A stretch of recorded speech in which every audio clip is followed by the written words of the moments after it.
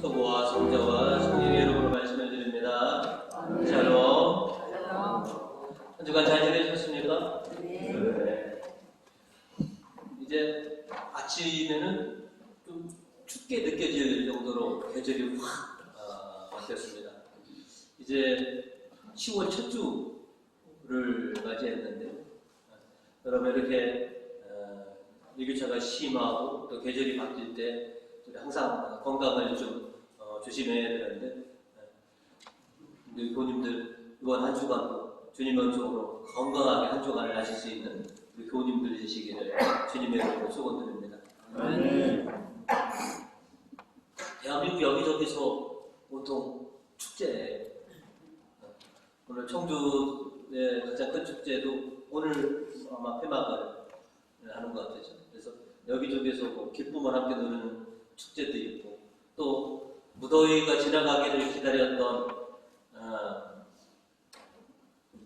그 혼사집에서 많은 청첩장들이 이제는 전달이 되고 저에게도 이제 몇 통이 왔는데, 좀 아름다운 산남선녀가 한 가정을 이루는 것 가서 이제 축복해 줘야 되고, 또 앞으로 행복한 가정을 이루도록 많이 기도해 주고 또 우리가 응원을 해 줘야 될 것입니다. 또 그만이 아니라 이미 결혼한 가정들도 행복한 가정이 되도록 우리가 기도해 주고 또 응원해 줘야 하는 것이 우리의 목이기도 합니다.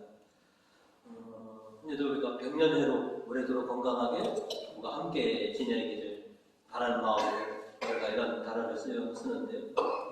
정말로 우리 모든 교우님들 가정 다들 백년해로 하시기를 주님의 이름으로 축원드립니다.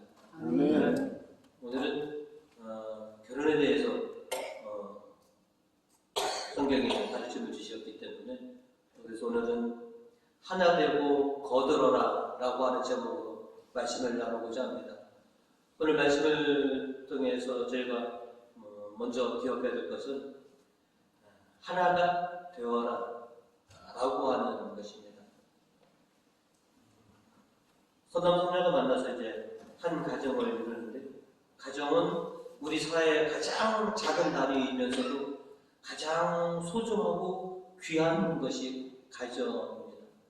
또 그렇게 만들어진 가정이 교회의 가장 작은 가정교회를 이루기도 합니다. 그래서 가정이 우리에게 얼마만큼 소중한가 라고 하는 것을 오늘 우리에게 다시 한번 주님께서 가르쳐주고 계십니다. 오늘 성경은 우리에게 이 사실을 좀 확실히 기억해라 라고 하시는 것이 있습니다. 그것은 바로 다름 아닌 부부는 한 몸을 이루고 하나다라고 하는 것을 아주 깊이 인식해라라고 하는 것이죠. 남편과 아내가 엄연히 구별되지만 다르지만 한 몸을 이루고 하나가 되어야 한다라고 하는 것, 이 사실을 깊이 인식해야 한다라고 하는 것이죠. 창세기 24절은 오늘 우리들에게 이렇게 말씀을 전해주고 있습니다. 이리하여 남자는 어버이를 떠나 아내와 어울려 한 몸이 되게 되었다라고 하는 것. 한 몸이 되는 것, 하나가 되는 것, 이것이 부부의 연인이라는 것이죠. 분명히 남편과 아내는 다르지만 한 몸을 이루고 우리가 하나가 되어야 된다라고 하는 이 사실을 부부는 깊이 인식해야만 하는 것이죠.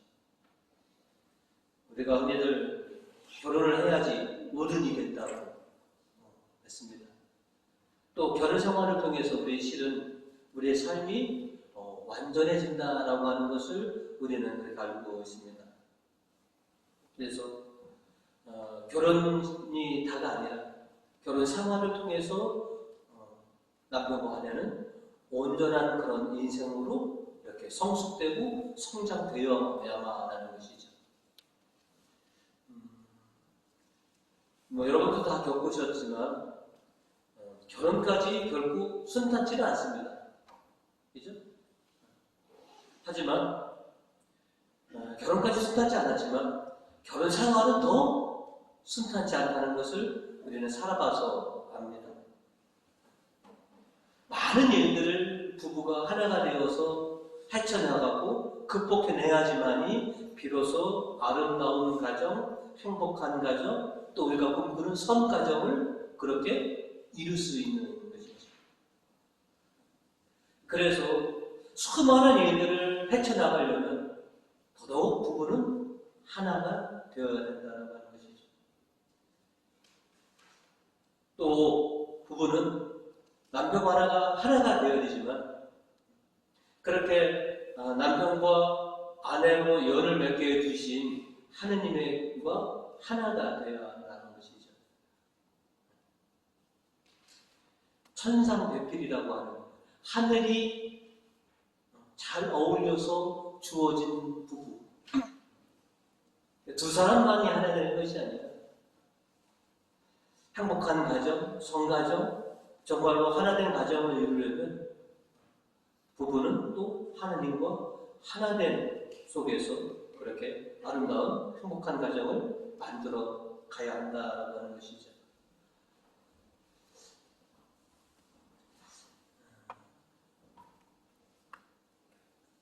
부부만이 하나를 이루어야 되는 것만은 아닙니다. 하나가 이루어야 될 것이 우리 사회에는 굉장히 많습니다. 그 중에서 대표적인 것 하나, 교회도 하나를 이루어야만 합니다. 우리는 제각이 다 다릅니다. 똑같은 교우님들은 단 한 분도 안 계십니다. 하지만 주님과 연결된 우리들은 다 다르지만 주님 안에서 하나를 이루어내는 것, 이것이 교회가 이루어야 할 목표이기도 합니다. 우리는 주님과 하나 되어서 건강하고 기쁜 그런 교회를 만들어 가야 하는 것이죠. 주님께서 제자를 향해서 이렇게 기도하신 것이 있습니다. 요한복음 17장 21절로 예수님은 이렇게 기도하셨습니다.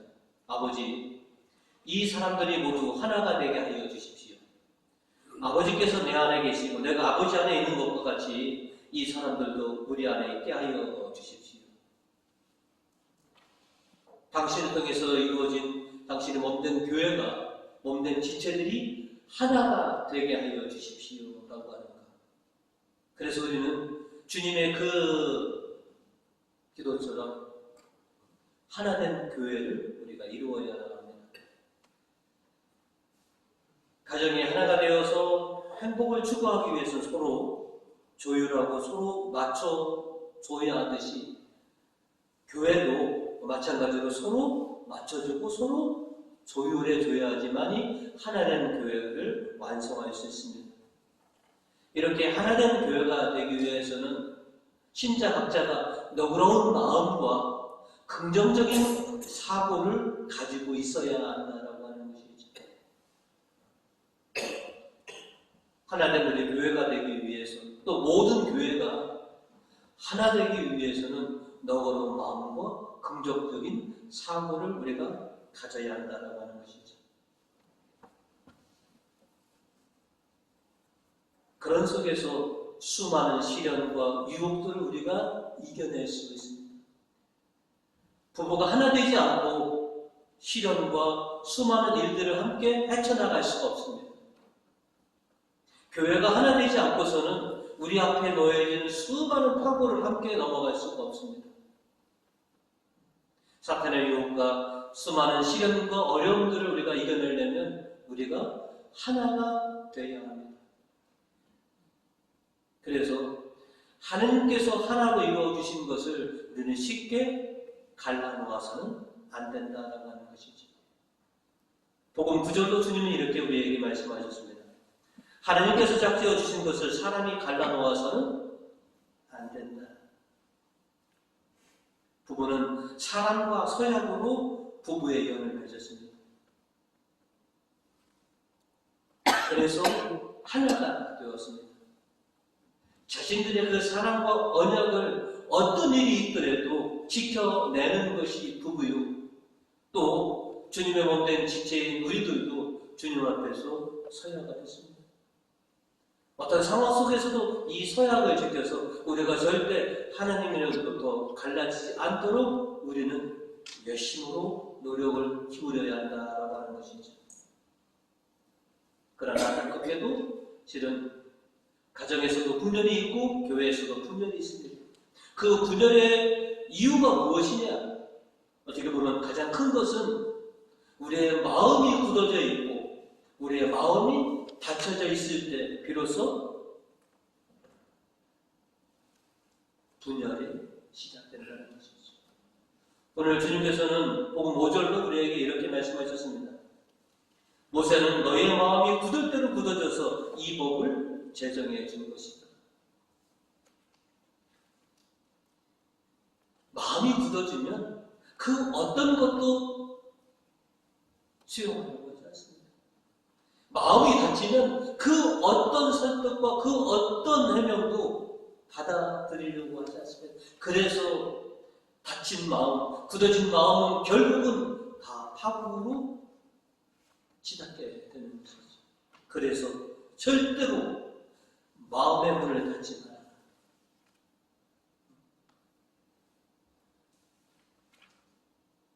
너의 마음이 굳어지지 않도록 그렇게 하라고 하는 것이죠.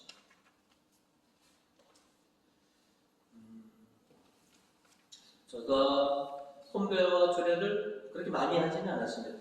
하지만 몇 쌍애들을 혼배하고 결혼하면서 저는 저 나름대로의 하나의 기준을 저는 잡았습니다. 그래서 누군가가 저희 혼배 해주세요. 저 결혼하는데 좀 주례 좀 서주세요. 그러면 항상 얘기합니다. 나에게 선배와 성사를 받거나 또 주례를 서려면 결혼 전에 나와 결혼 교육을 반드시 해야 한다. 길게는 4주, 짧게는 3주.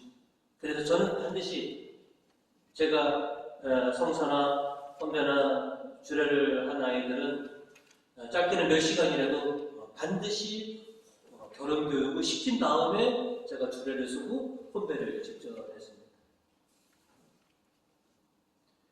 사랑만 하면 결혼할 수 있다라고 하는 그런 것.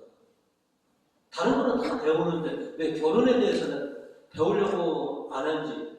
그래서 저는 반드시 결혼 전에 결혼 교육은 받아야 된다라고 합니다. 그게 제 나름대로의 기준입니다. 결혼 교육에 온 아이들에게 다른 거는 다 말을 생각하는 거 있지만 이것만큼은 꼭 제가 당부하는 게 있습니다. 뭐냐면 2 더하기 2는 얼마냐? 4요. 5 더하기 5는 얼마냐? 10이요. 너무나. 그래서 이렇게 얘기합니다. 이해에 이해를 더하면 사랑으로 이어지고 오해에 오해를 더하지면 분열이 된다. 그러니 절대 서로 오해를 계속 쌓아가지 마라. 그러면 너희 부부가 상처를 받는다. 사랑 별거 아니다. 이해하고 또 이해하면 그게 사랑으로 변화가 되는 거지. 그래서 이해하고 또 이해하라. 결코 오해 사주지 않도록 해야 해요. 한두 번의 오해가 계속되면 그 오해가 결국은 분열로 치닫게 되니 조심해라. 이 말은 제가 모든 교육하는 부부들에게 꼭 했던 말입니다.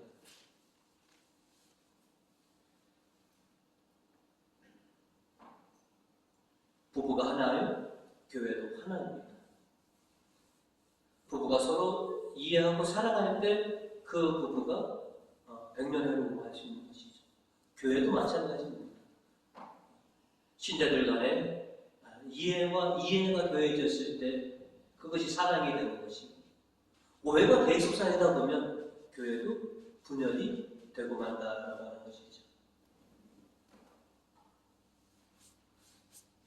그래서 우리는 누군가의 말을 곡해하지 않으려고 하는 것, 순수하게 또 순진하게 받아들이려고 하는 이런 자세들이 필요합니다. 오늘 복음 15절로 예수께서는 이렇게 말씀을 하셨습니다. 누구든지 어린이와 같이 순진한 마음으로 하나님 나라를 받아들이지 않으면 결코 거기 들어가지 못할 것이다. 순진한 마음, 순수한 마음. 그러면 이게 좀 왜곡이 되더라도 이 순진하고 순수한 마음의 어떤 표현들은 결국은 다 이해되게 됩니다. 그래서 특별히 부부지간에도 제가 어떤 의도로 이렇게 말하나 라고 생각하지 않고 그냥 순수하게 받아들일 수 있는 것. 교회에서도 마찬가지입니다. 어린이와 같은 그런 순수함으로 서로를 대할 때 교회는 항상 하나된 공동체를 이룰 수 있다라고 하는 것이죠. 부부지간에도 서로 곡해하지 않고 순수한 마음으로 배우자의 마음을 받아들일 수 있는 것. 교회도 교우들도 마찬가지입니다. 이렇게 됐을 때 비로소 가정은 하나가 되고 교회도 하나가 될 수 있습니다. 주님께서 바라시는 대로 하나된 부부, 하나된 교회를 만들어 가시는 우리 교우님들 되시기를 주님의 이름으로 축원드립니다.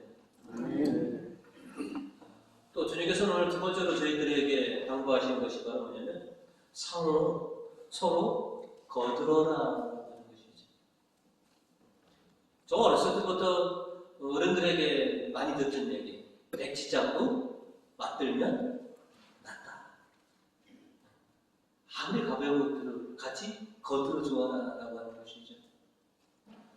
혼자 하는 것보다 누군가 거들어 주면 일도 쉬워지고 능률도 많이 생긴다는 것을 누구나 다 알고 있습니다. 하나님께서는 아담과 하와를 만들어주면서 서로를 위해서 거들짝이라고 이름을 붙여주셨습니다. 오늘 1절부터 18절로 야훼 하나님께서는 아담이 혼자 있는 것이 좋지 않으니 그의 일을 거들짝을 만들어주리라 라고 하셨습니다. 남편이 자기 일을 하는데 아내의 내조 없이 자기 일을 성취할 수 있다? 저는 없다고 봅니다. 아내가 자기 일을 하는 데 있어서 남편이 외조로 거들어주지 않고서 자기가 꿈꾸는 일들을 이룰 수 있다? 저는 힘들다고 봅니다. 남편은 아내의 내조가 있을 때, 또 아내는 남편의 외조가 있을 때 비로소 자신들의 일을 성취해낼 수 있다는 것이죠. 그래서 아내는 남편을 거들어 줘야 되고 남편은 또 아내를 거들어 주어야지만이 되는 것이죠. 결코 혼자서는 다 이룰 수가 없습니다. 누군가가 거들어 줘야지 됩니다. 제가 그렇게 썩 좋지 않는 어감으로 사용하는 말 중에 하나 그거 뭐냐면 자수성가했다라고 하는 말을 저는 좀 싫어합니다. 자기 힘으로 성공했다? 부모님의 도움 없이 내가 했습니다. 이거는 이해하는데 자수성가, 내 스스로 성공했다. 세상에 그런 사람은 없습니다. 누군가가, 지인이, 친구가, 누군가가 다 거들어줘서 그만큼 성공한 것이지 어떻게 자기 혼자서 성공했다고 할 수가 있습니까? 누군가가 그를 거들어줬고 도와줬고 믿어줬기 때문에 성공한 것이죠. 결국 혼자서는 성공과 성취를 이뤄낼 수 없습니다.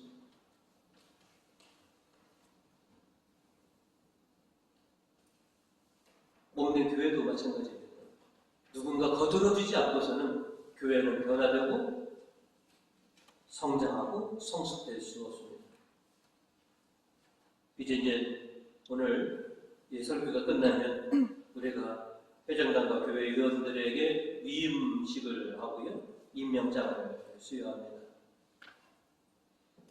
이분들이 지금껏 그래왔고 또 앞으로도 우리 회장님들과 의원님들이 우리 교우님들의 신앙생활을 좀 거두어서 우리 교우님들이 믿음의 결실을 맺도록 도와드리는 일, 이게 교회 위원들이 해야 할 일이라고 저는 생각이 듭니다. 교우님들의 신앙을 거두어주는 것, 그리고 이 교회가 변화되고 성장할수록 팔을 걷어붙이고 거들어주는 것이 저는 교회의원들의 일이라고 저는 이렇게 생각을 하고 있습니다. 또 우리 교우님들도 무거운 십자가를 위원들에게 지어놓고 어떻게 잘 지고 가는지 이렇게 수수방관한다면 그거는 아니라고 봅니다. 무거운 짐을 지어줬으니 내가 좀 거들어줄게. 교우님들이 거들어주지 않으면 아무리 능력 있고 헌신하고자 하더라도 해나갈 수가 없습니다.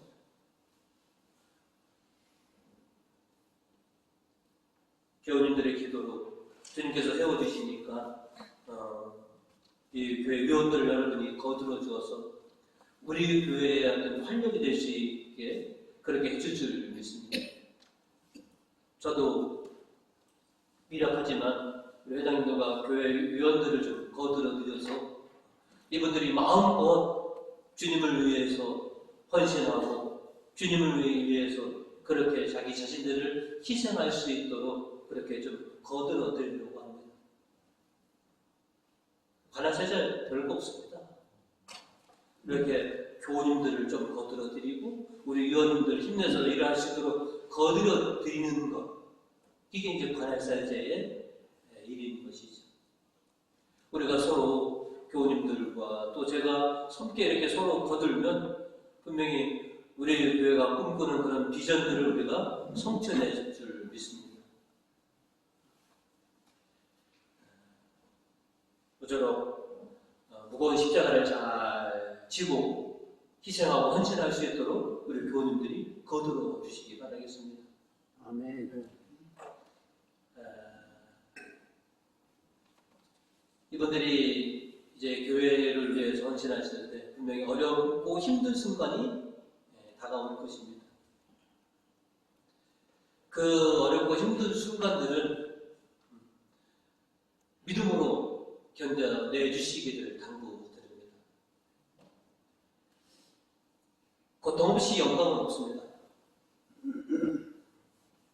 어려움을 극복해내야지만이 주님께서 예비해 놓은 그 영광들을 차지할 줄 믿습니다. 어떤 일이 우리 앞에 놓일지 모르겠습니다. 어떤 시련들이 또 사탄이 어떻게 우리를 또 시험할 줄 모릅니다. 믿음으로 견뎌주시기 바라겠습니다. 오늘 히브리서 10절은 우리에게 이렇게 말씀하고 있습니다. 그러므로 하나님께서 당신의 많은 자녀들이 영광에 참여할 수 있도록 그들의 구원의 창시자로 하여금 고난을 겪게 해서 완전하게 하신다는 것은 당연한 일이었습니다. 라고 말하고 있습니다. 고난을 통해서 영광을 받는 것은 당연합니다. 신자가 고난을 당하는 건 당연합니다. 왜? 고난 뒤에 영광이 있기 때문에 그렇습니다. 우리 교우님들, 특별히 오늘 위임되시는 교회 위원님들, 이 고난들을 잘 이겨내셔서 주님께서 받으셨던 그 영광, 우리 위원님들도 그 영광을 누리시는 우리 교우님 되시기 바라겠습니다. 주님은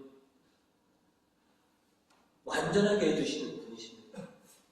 당신도 그 시련을 통해서 완전해지셨고 또 우리도 수많은 시련과 고난을 통해서 우리는 완전해지고요. 부부도 수많은 역경과 시련을 통해서 완전해집니다.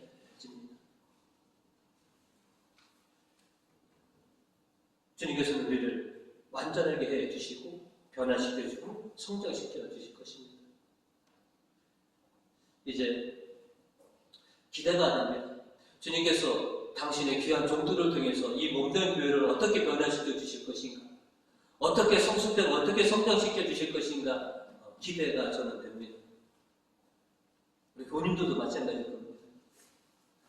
오늘 8분의 이 귀한 종들을 통해서 우리 교회가 변화되고 성장하고 성숙되어지기를 저희 소망하고 우리 교우님들을 바람도 그거일 것입니다.